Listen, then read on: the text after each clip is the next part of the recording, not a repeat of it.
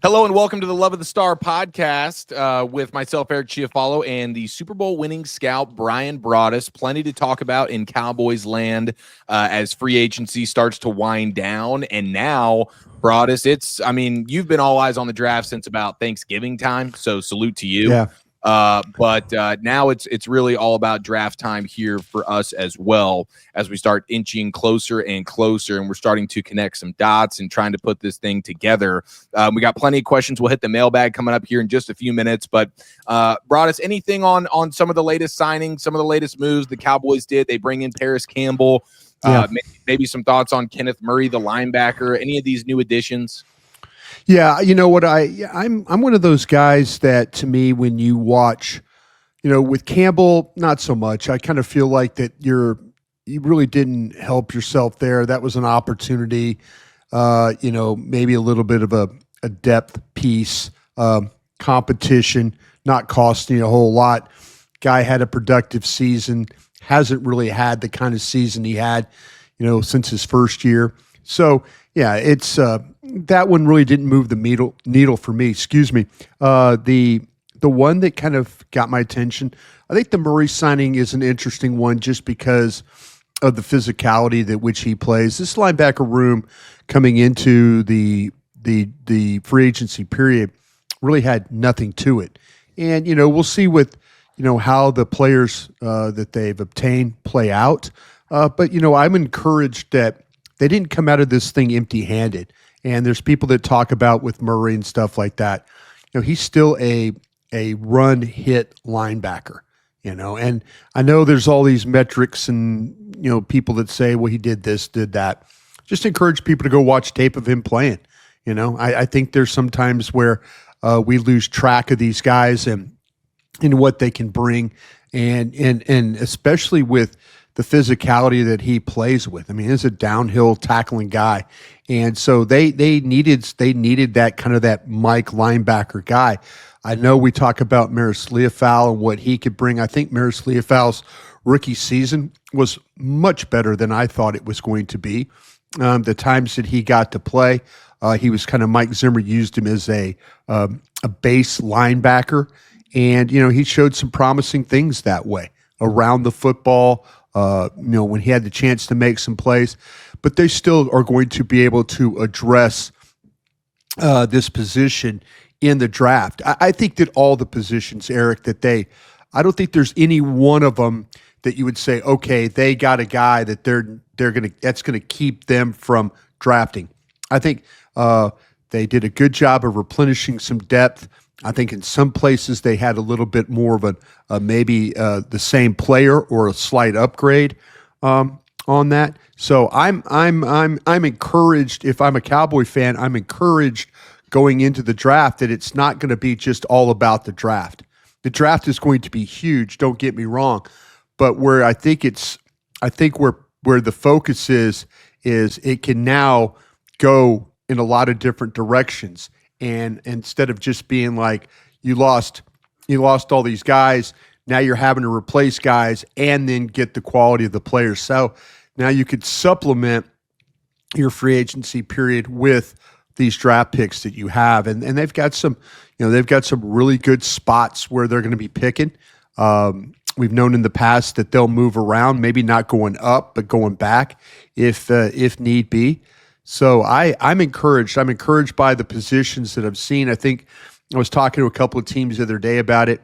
The positions that Dallas is looking at, there's really some good depth. And when you talk about third, fourth, fifth round type of players that could help. I know this morning I answered a question about running back in the fifth round. And there's a kid named Mullings from Michigan that is my last player, my last running back on the board. And I'd absolutely draft that kid. I haven't yet to see a running back of the 25 or so that I've done that I wouldn't take. And usually it's like, not for me. Let somebody else be your hero there.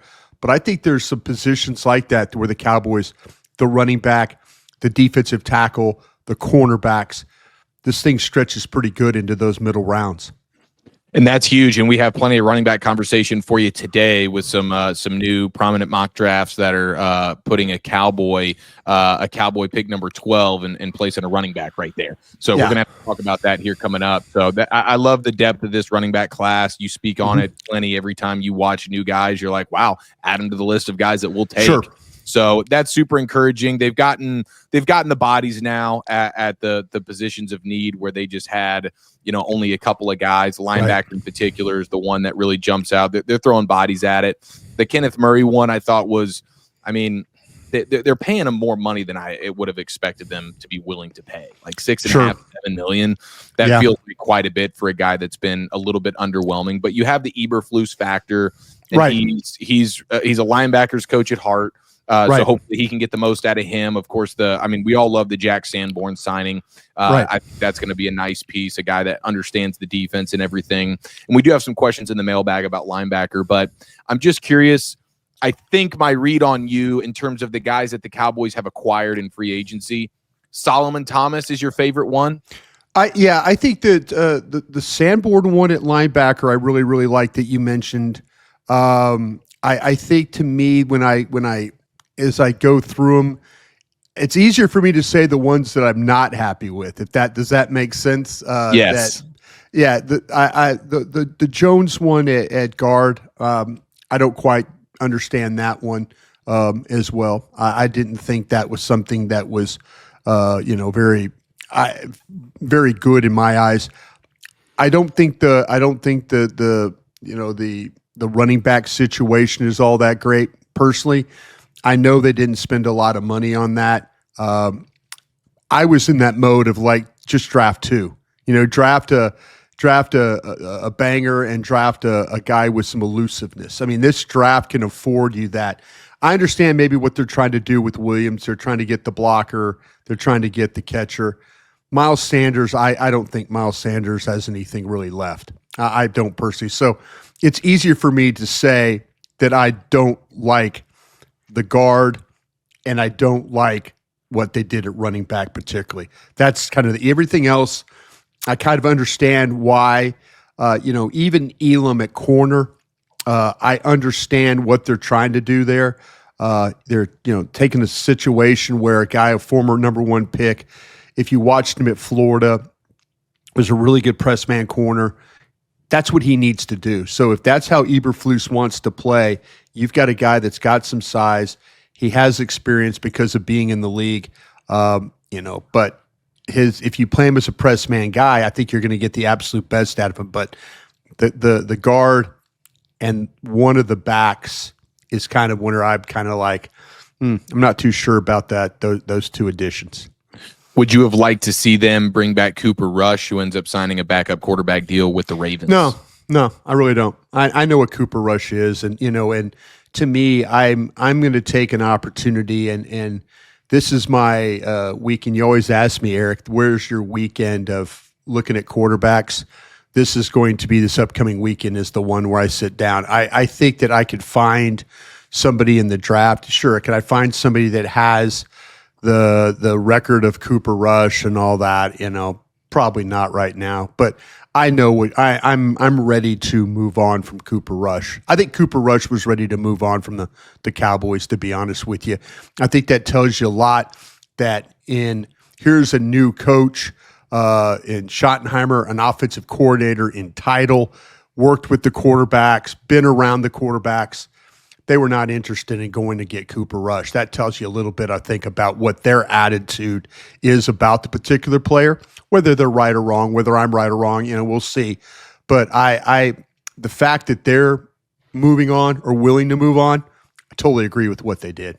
Yeah, Stephen Jones talked a few weeks ago about wanting to go get, draft a young quarterback. So now we'll just kind of see where that's going to slot into. And I think the Cooper Rush thing, I don't know. There's a part of me that feels like maybe they're just open to the idea of if Dak gets hurt again, we're fine with just this thing spiraling down and having a bad season instead of just having a Cooper Rush who will pop in there, win some games for you, but maybe win too many games. You know he's not going to get to the postseason. You know you have no Super Bowl aspirations. So if Dak's going to end up getting hurt again, just put a young guy in there and let him develop and probably lose a bunch of games, but then you go pick in the top 5 or something.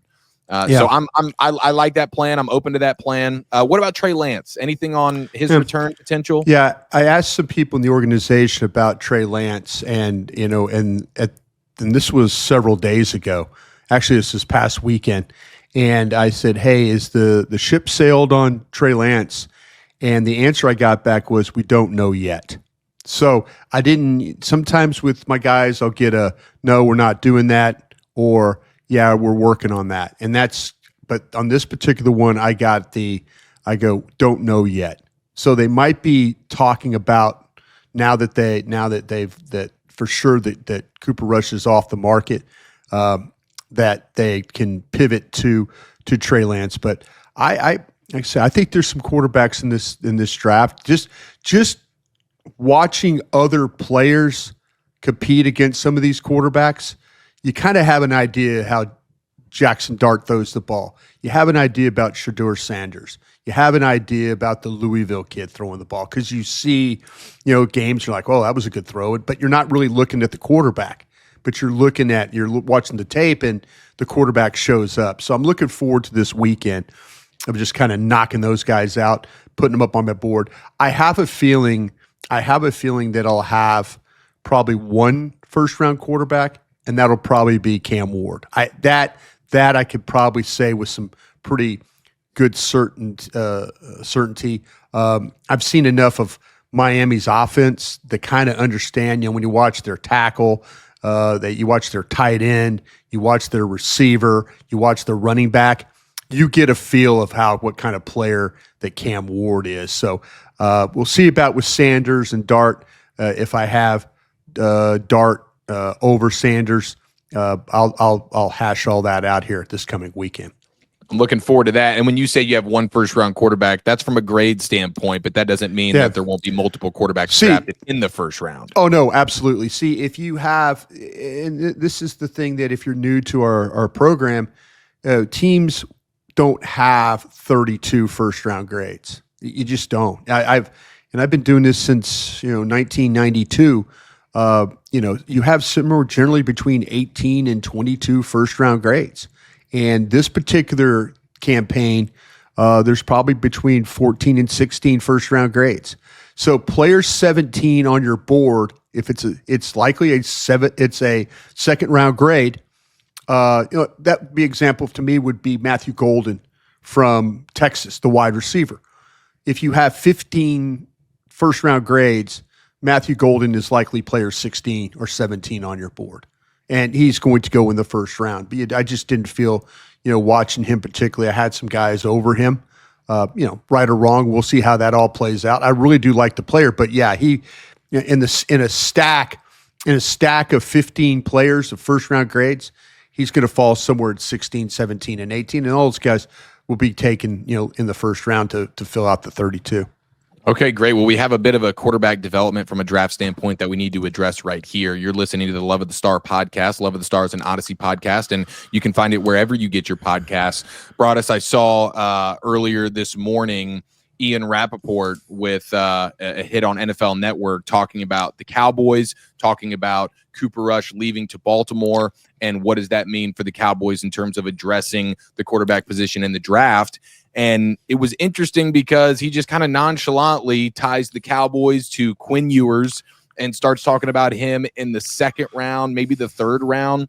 Mm-hmm. Quinn Ewers in the second or third round. And I know you're going to actually scout out all these quarterbacks coming up this weekend. So probably next week on an episode, we'll have a better understanding of your exact thoughts on Quinn Ewers. But the idea of Quinn Ewers, Cowboys, and a day 2 selection, that seems kind of wild to me.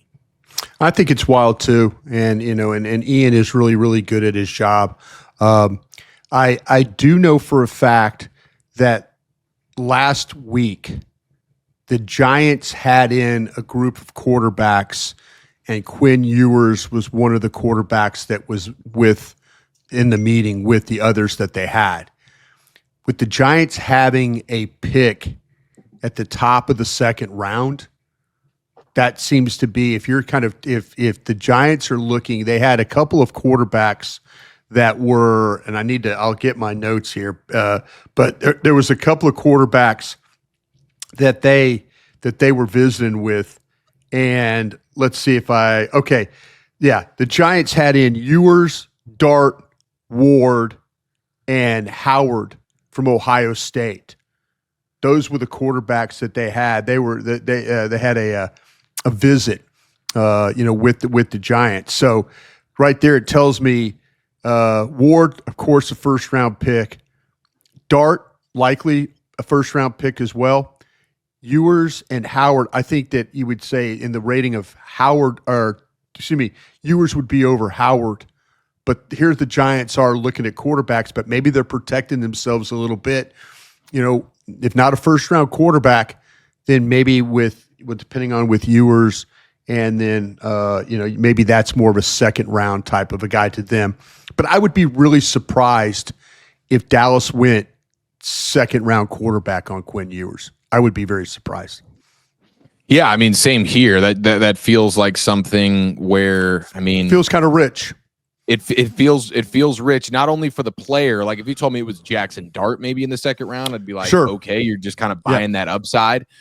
Because it's considerably higher than what Quinn Ewers' upside is. But you're also talking about drafting a guy on day 2 who you don't expect to really contribute to your team for 2, 3, 4 years. That feels like a luxury pick for a team that has still an immense amount of holes and a lot of needs that they need to address right now.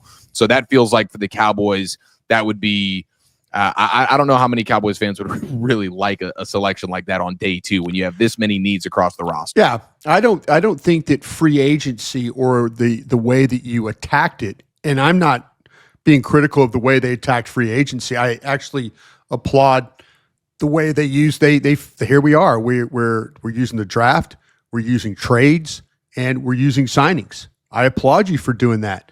I don't think their free agency period was to the point where you could, as you mentioned, take a luxury pick of Quinn Ewers in the second round. Now everybody likes these quarterbacks differently.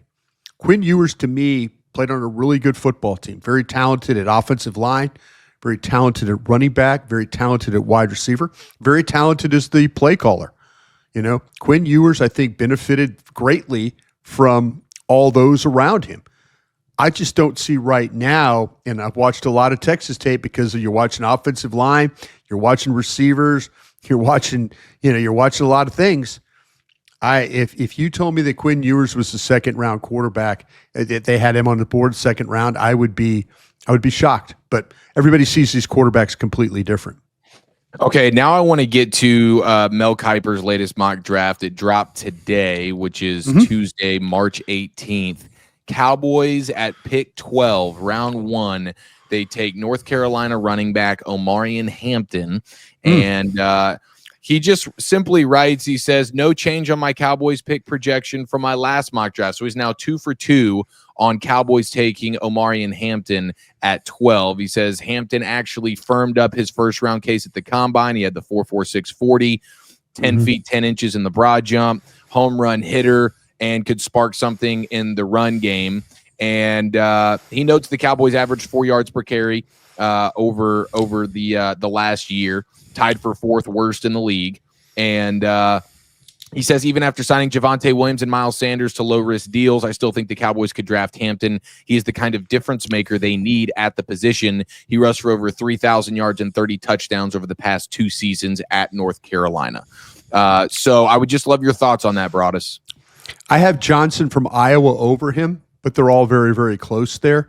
I assume that Ginty is gone in his scenario. Is that okay?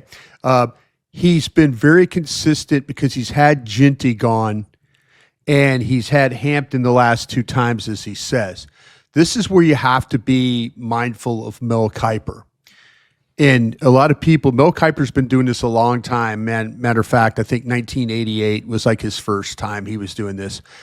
He had Tyler Smith tagged several years. Well, Tyler Smith's draft, 4 years ago? Mhm. And so he had Tyler Smith tagged as a mock draft for the Cowboys several times. And everybody's like going, God, Tyler Smith, why Tyler Smith? And no, there's no.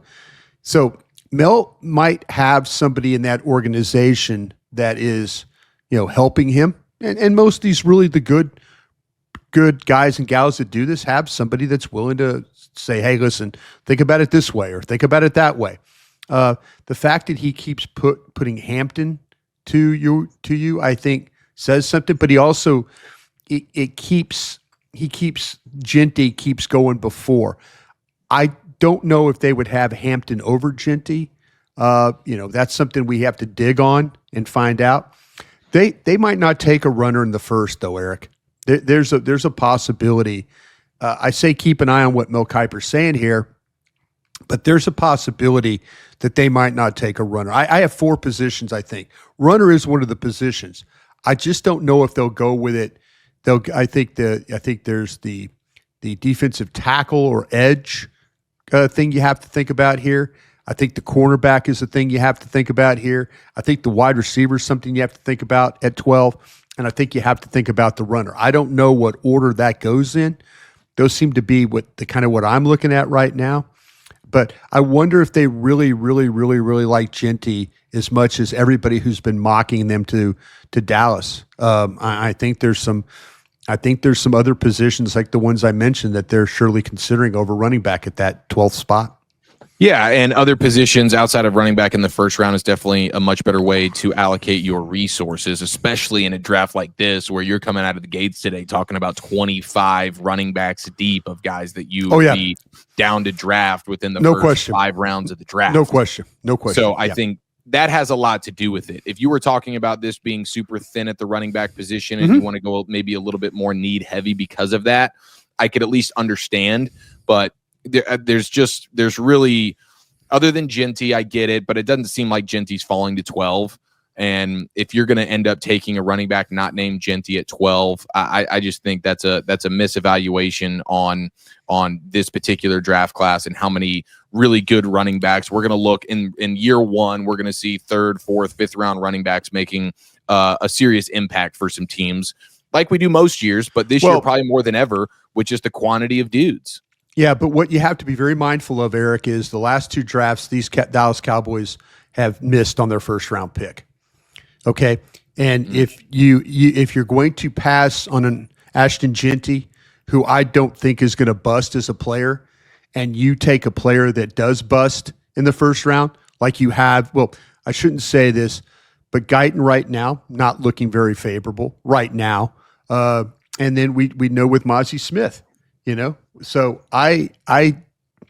if you're going to pass on taking a running back, I think I asked Jeff Kavanaugh asked this question today on Twitter.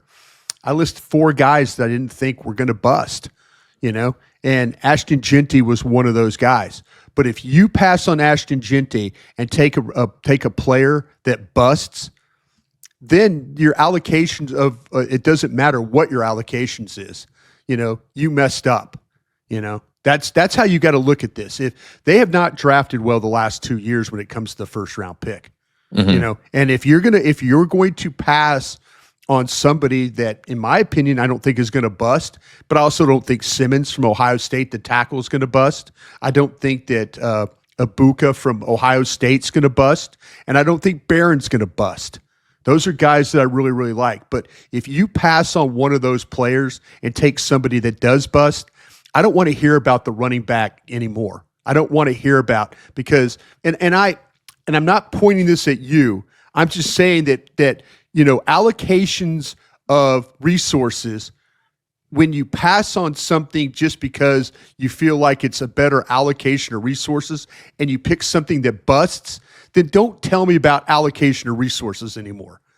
Does that make sense? It does. I mean, you have to have the proper evaluation. You can't just the proper evaluation back and then. Well, that's what I'm saying. Yeah, that's what I'm saying. That's not good.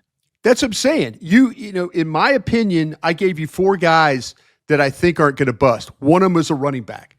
The whole idea is to take the guy that's not going to bust and the guy that's going to carry your team into playoffs and potentially championships. But allocation of resources only works when you're taking the right guy. If they go around and take another Guyton or Mozzie Smith that doesn't help them immediately and doesn't play as a first round, then is it a really good use of allocation of resources? Well, if you take a running back in the third round and he hits, then I would say yes. You made the appropriate. It's fine. But you could if you take a better player in rounds 1 or 2 than that third round running back. If you pass on those guys and take a guy that's not as good, is that a good allocation of resources? No, because ultimately, see, I'm not trying to fight with you. I'm just trying to say Dallas is in a situation where if they pass on certain players, please don't bust on the pick. You know, don't tell me, well, a third round running back. If there's a first round running back there, if one of those guys, if you really like Genty, you like Hampton, you like Henderson, you like Johnson, if one of those guys, they're better players for a reason. They're better on most people's boards. They're better players. Sure, you could tell me all about third and fourth round running backs all you want. I have a lot of them that I really like. They're not as good as Hampton. They're not as good as Johnson. They're not as good as Henderson, and they're not as good as Genty. You know, but if I wait and pick a guy that's less than what the top of my board, and then I also bust on the first round pick, have I made my team better? No, that would be it. Should have just picked the damn running back. Should have just picked one of those guys. So you feel good? Like I know you don't. I know you prefer Johnson over Hampton, but would you?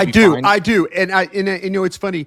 There's some people that feel like they like Johnson better, they like Hampton better. I think. Listen, if they were to take Hampton at 12, I understand. I mean, I get it. That's I don't have a problem with that. Hampton, Johnson, Henderson. I think those guys are all like second round guys. Those are all, again, the players I'm talking about. Players 18, 19, 20. That's kind of where I'm talking about those guys. So if they take one of those guys, there, I could surely understand it. And I think all those runners there in that second round that I mentioned will help this football team in a big way, in an absolutely big way. So yeah, it's just flavors of ice cream. Hey, who do you like?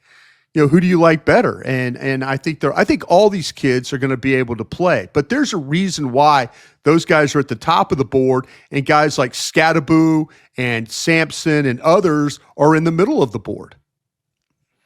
Now, when you talk about those guys that you think are least likely to bust in the first round, you mentioned 4 guys. It was Josh Simmons. It was Barron, Simmons, Genty, Barron, and Ibuka. So are those your 4 guys that you would most like? Those are the 4 guys that you most want the Cowboys to take at 12? Is that kind of the way you're looking at it? Jeff Kavanaugh asked a really interesting question. He says, take your rankings out of it. And guys that you would, guys at 12 that potentially Dallas can draft. And he says, rank the guys in order that you feel like at 12 will not bust. And that's what I did. The tackle, the runner, the corner, and the wide receiver. Those guys, I have some questions about Burden from, I don't have Golden in the first round. I don't think Golden's going to bust. I mean, I just listed 4 names right there. So, but guys that I have potentially at 12, and if they pick Golden at 12, I'd be happy with that. I do have Burden and then Ibuka. I think there's something about Ibuka that just, to me, is just, there's something just really, really steady and calming about his game that makes me feel comfortable. Those players I feel comfortable with. I feel comfortable with Barron. But you know what? They might not. They might think that Will Johnson's a better player. I'll tell you what, Reville, the corner from East Carolina, I love the player. I have him ahead of Barron. He has an injury. He has a medical. He has a knee. Is a knee going to keep him from being the best of his ability? So I have questions. These 4 players that I named, I have, you could talk about with Simmons. Yeah, he has the knee coming off the patella, but everything I'm hearing about that is good. Everything I'm hearing about that, but I just watched him play. He seems like to me the guy that's just going to come in, plug, play, and go. The best one of the group, And so that's kind of where. But yeah, there's some there. You got to. That's what you got to try and avoid. Dallas. If Dallas passes on, say, one of those four players at 12 and takes somebody else, depending on who they are, I think there's a possibility that you could have a bust. In my opinion. Yeah, absolutely. I totally hear what you're saying, and especially with the track record over the last couple of years in the first round, you definitely want to. The Cowboys are now in a spot where you do want to take a guy that you feel good about that is at least going to be a starter for you. Yeah, you cannot sit there and take a guy who is that maybe doesn't like football. Maybe a guy that's a little immature. Maybe a guy that's you just can't. I mean, if they're gonna, like I say, in my mind, if they have the opportunity to pick one of the four guys that I mentioned, I would hope they do it. If they take somebody else, I will sure do my best to evaluate who that other guy is. But I think they're looking at guys like Will Johnson. I think they're looking at Michael Williams. I think they're looking at guys like that, and that's good. That's fine. But the four guys I listed, boy, I would sure prefer over the guys like that we're working on right now. All right, you're listening to the Love of the Star podcast. Love of the Star is an Audacy podcast, and you can find it wherever you get your podcasts. It's time for the Dean Julia mailbag, where the fantastic listeners of this podcast send in the questions, and the Super Bowl champion, Brian Broaddus, gives his 2 cents. You already answered a couple of these with some of the questions that have been asked, so that's great stuff. Somebody, Jay Cortinas, is asking the question, do you like the wide receiver named Juice Wells out of Ole Miss? And maybe in the 5th round, would that be something that you'd be interested in the Cowboys doing? Yeah, I've seen a lot of wide receivers. I've seen Ole Miss wide receivers. I have not studied Juice Wells, and I'm 167 players deep in this draft. So, okay. Yeah, I have not studied Juice Wells. So, yeah, sorry about that. Juice Wells combine player or something like that. I'll have to do. No, I'm looking right now. I got the combine list in front of me. Yeah, Juice Wells, Mississippi. He's 6'1", 201 pounds. He ran 4.57, 4.53, 4.56, 4.59. Electronic times of a 4.62 and a 4.58. If you split those times, he is a 4.60 guy, is what he is. So, no, I have not got to Juice Wells yet. Speaking of 40s and whatnot, Tet McMillan had his pro day, and there was a lot of varying 40 time numbers on him. He was a guy that didn't run at the combine, probably going to be a top 10 pick. I know a lot of Cowboys fans hope he's there at 12 for the Cowboys to take him. Big body, 6'4", 220 pounds. And he's just he goes and gets the ball. I mean, I know Walchuk says it's not 50-50 with him. It's like 80-20 balls when you throw it his way. But the speed factor was a question for a guy that size. And I mean, anywhere from a 4.48 to like a 4.58 is basically what the times were. But to me, I mean, all of that is still right in line. I was hoping for somewhere in the low 4.5s to be like, no problem. But even that range of 40 times right there, I still think that's right where you would expect him to be. And I don't think that's a knock on him at all. I think those times are solid for him. I talked to a couple teams and they had the 4.54s. I know that it was reported a 4.48. And let me be honest here too. When timing is done at some of these programs, I'm sure most teams were there. Timing. So you might have 13 scouts standing at the 40-yard line. You have scouts standing at the 20 and scouts standing at the 10 so they break them all up. And sometimes you're in a really good angle. Sometimes you're in a bad angle. Sometimes, you have to, when they come together and call out all the times, teams they'll say, and one guy will have a master sheet and he'll say, Tet McMillan, and a guy will call it a 10. They'll call it another 10. They'll call it a 20. They'll call it another 20. They'll call it a 40, and then another 40, and maybe a third 40. So you get various times.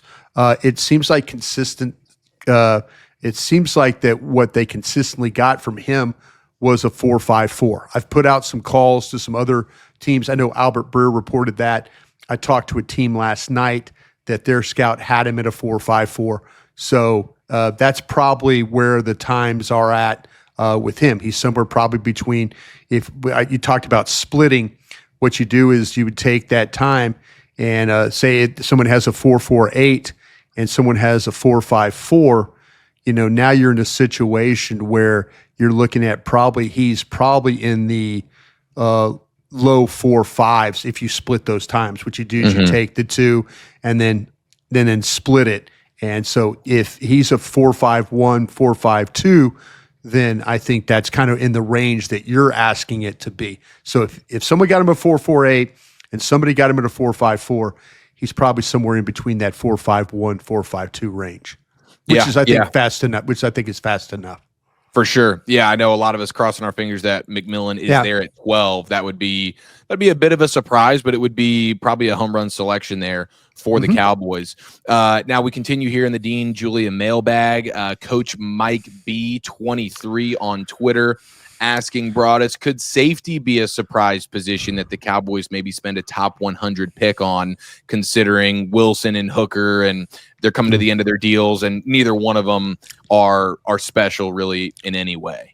Yeah, that I would love to say yes on that, but the fact that Wanye Thomas, and also Bell were re-signed, I would think that they're going to probably go with the 4 once again. Would I think about one maybe in the 3rd round?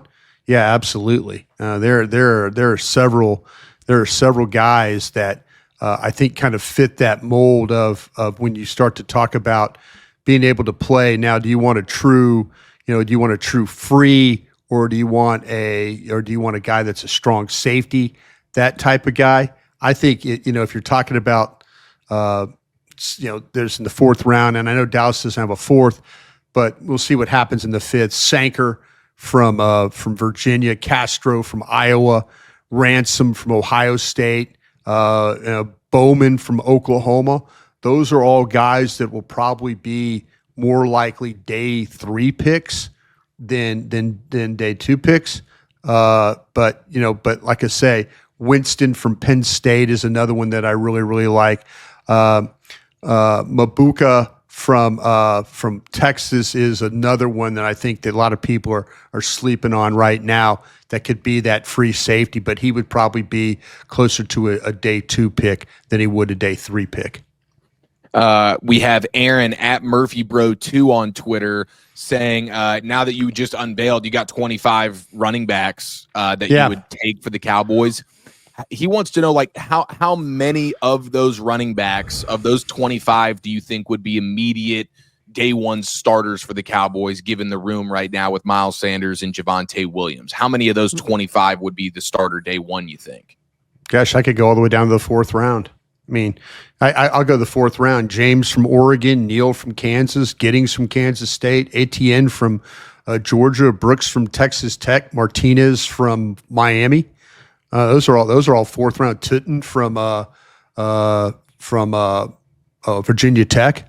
All 4 of those guys. This is any one of these guys. I mean, if you go in the 3rd round, Sampson from Tennessee, Junkins from Ohio State, Blue from Texas, Smith from SMU, Scatteraboo from Arizona State, Harvey from Central Florida. Yeah, I could just keep going.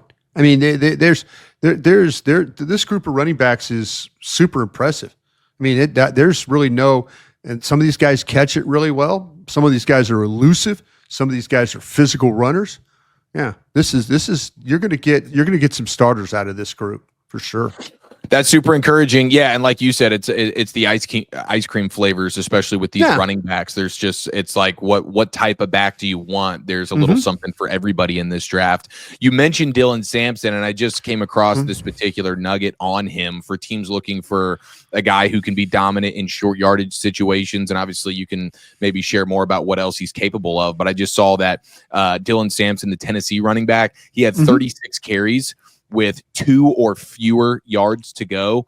and he had 33 first downs. That's a 92% conversion rate, short yardage, 2 yards or less. Dylan Sampson, he was a guy that was just consistently moving the chains in those situations. So just one particular nugget on that player. Yeah, he had 929 yards after contact this season. I mean, and you think about that. I mean, he had 70 missed tackles. That was the 11th best in the country. He's a really good inside runner, as you mentioned. He hits the gap super quick. He hits the gap before the defense has a chance to react.